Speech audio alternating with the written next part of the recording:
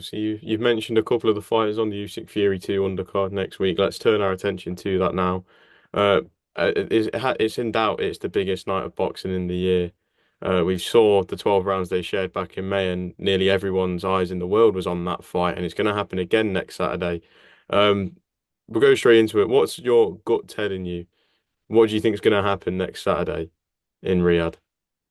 I think it's going to be another terrific fight. Everyone I speak to believes it's going to be close again. I would say, if you gauge opinion, probably 60% think Usyk and 40% think Fury.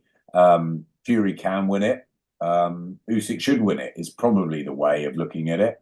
He won it first time around, Oleksandr, and I've been out in Gandia in his training camp, and he looks as professional and as phenomenal as ever. Just an absolute pleasure to be around him. Meanwhile, tried very hard to get to Malta on several occasions, and they've closed the camp off. And I think that he's done the right thing, Tyson. He's taken this extremely seriously.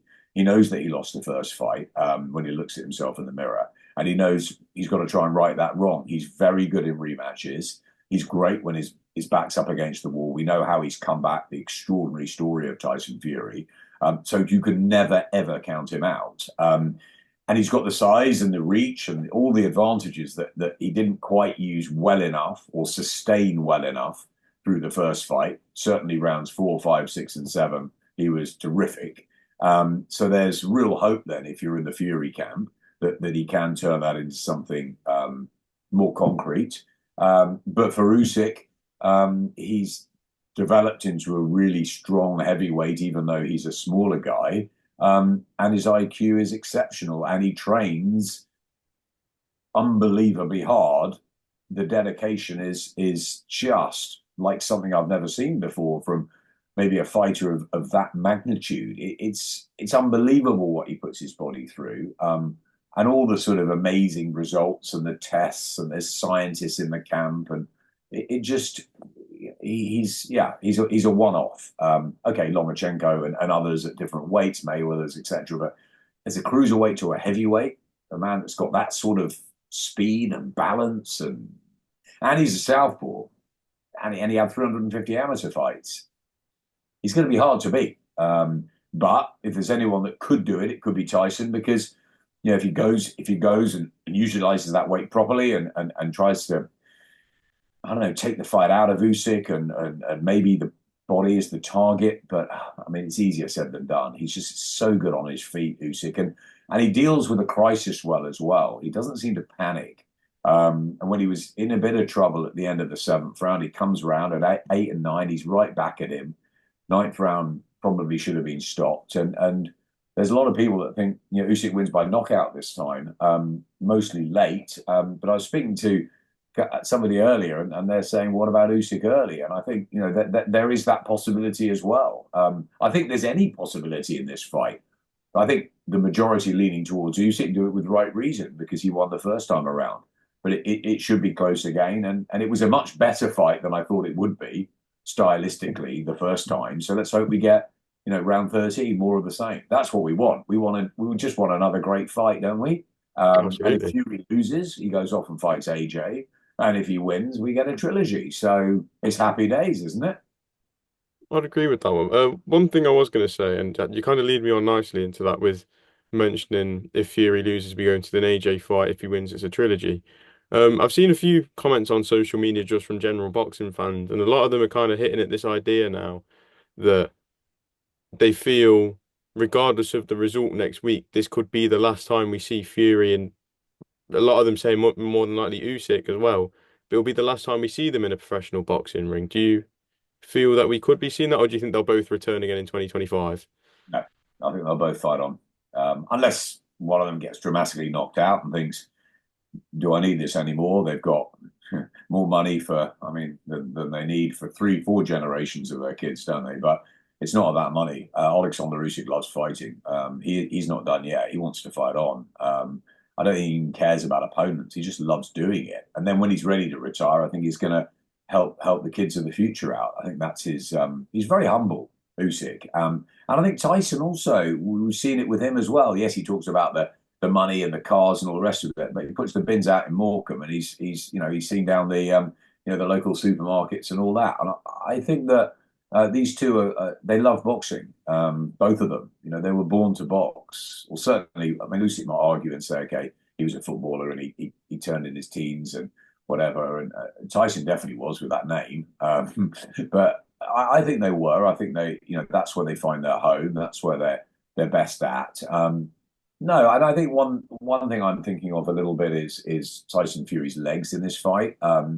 Has he had a lot of wars? Has the trilogy of the Wilder situation, has that taken a bit out of him? The Ngannou fight, the ups and downs in weight, the living and all that. Whereas Usyk's been that sort of consummate professional, is that going to come into play? Dillian White doesn't think so. I spoke to him the other day, and he was saying that he doesn't think it's about adapting. He said all our legs slow, but it's about adapting when you're 36, 37, 38.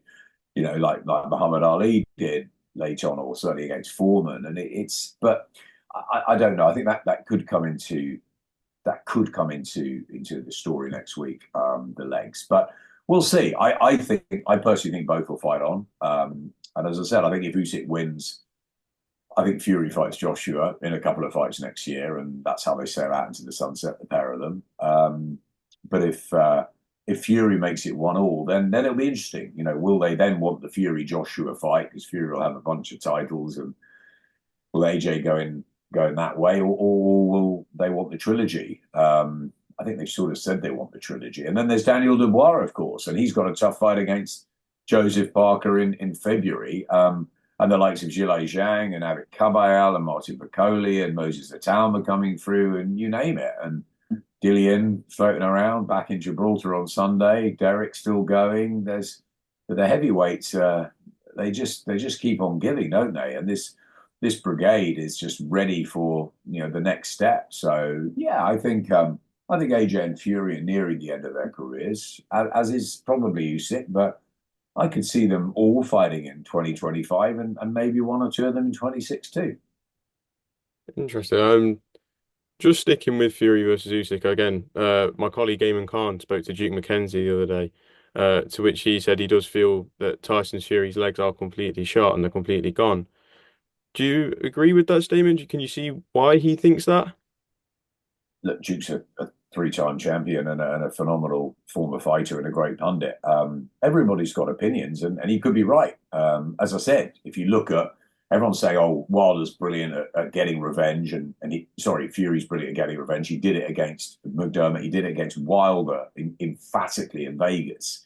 That was an amazing performance, but it was a long time ago now. If you think back to that moment, and he has had okay, the Dillian White fight, the Chisora fight. If you look at the third fight against Wilder, particularly, you look at Ngannou and you look at Usyk and the trouble he was in that ninth round. Okay, he did well to get through it. Yeah, there is an argument. And of course, it's another 6 months on. So the legs aren't going to get any quicker. I guess it's also about whether Usyk can get even better, or will he have dimmed slightly? From what I saw, no. But you only know under the lights with the little gloves. You only know when it actually happens.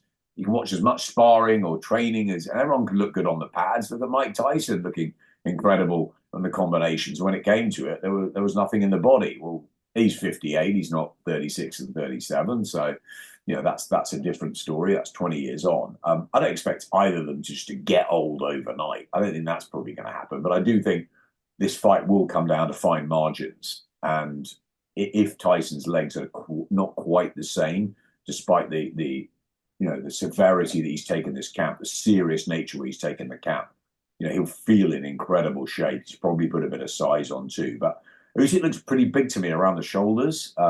I think they have done a lot of strength work as well as the usual conditioning and the sparring and everything. So there may be a little shock there with possibly, Usyk does not seem a big puncher as a heavyweight. However, he had Fury in a lot of trouble.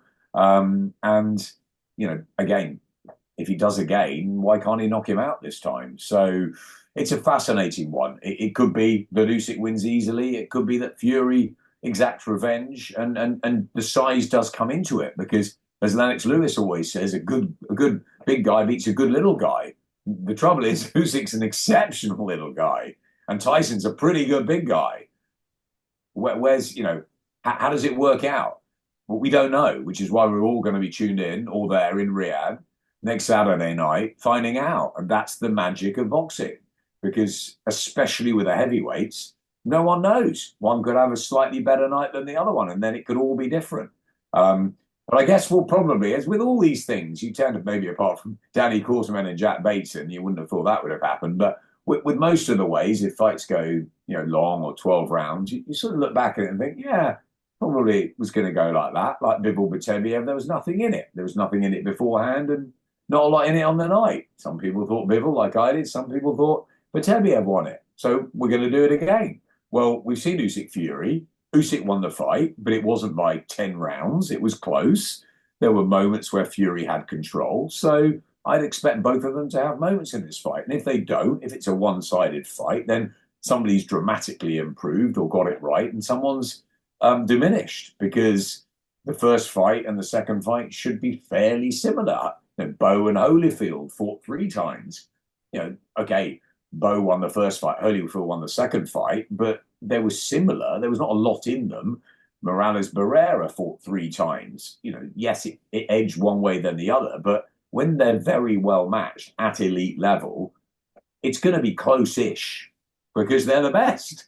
So I don't expect, unless one of them lands a shot. At heavyweight is where it's different. At the lighter weights, you think, okay, it will probably dance out the same. Bivol Bateviev probably similar. This one at heavyweight, you don't know, because the bone crunching shot, especially if you've got the power of a Wilder, can change things.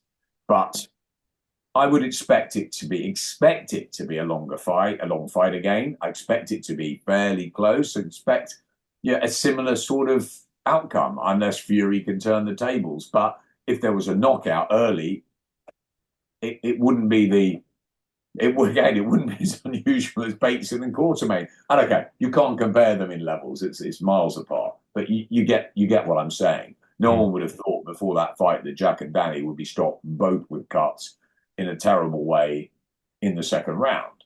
Maybe one cut, patched up, carry on, whatever. But it's rare to see 2 doctors in a ring. So you never know what happens when when a fight. I always say, when you can do all the build up until the first bell goes. Once the first bell goes, there's nothing we can do. There's nothing you can do. There's nothing that the referee can do apart from try and officiate it. And nothing the coaches can do apart from try and offer a bit of advice and change the course of the direction of the fight. But it will come down to the 2 fighters. And it's sort of up to them and the way it stylistically evolves and who keeps their concentration.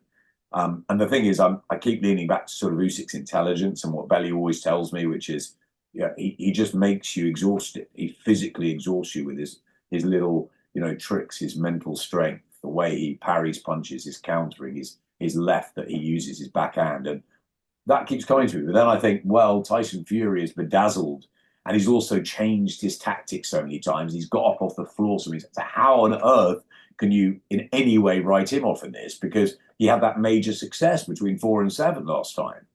So it's one of those that we're going to get a great rematch. I'm sure of it.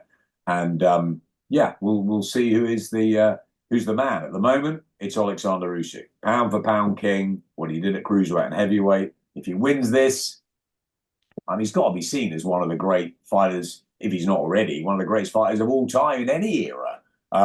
Difficult to compare eras, but I mean, tell me somebody else who's Holyfield did it, I suppose, but someone who was much lighter even as an amateur to do this. And remember, he's not been beaten yet as a pro. It's quite extraordinary what he's done. Plus the fact he's a great guy and he's a family man and he loves his kids and he dotes on them, and that's how he wants to live. He wears odd socks. He's a funny fella, very bright, and he's representing his country, who've had so much turmoil in the last couple of years, and it's brilliant to see. So yeah, it's that globally he's just been amazing, Usyk. But then Fury's story has been equally dramatic in its own way. And if he does this and becomes a 3-time heavyweight champion, and exact revenge, and does it somehow, I mean, wow, right? So both results will be pretty incredible for sport. Can't wait. Absolutely. Come on.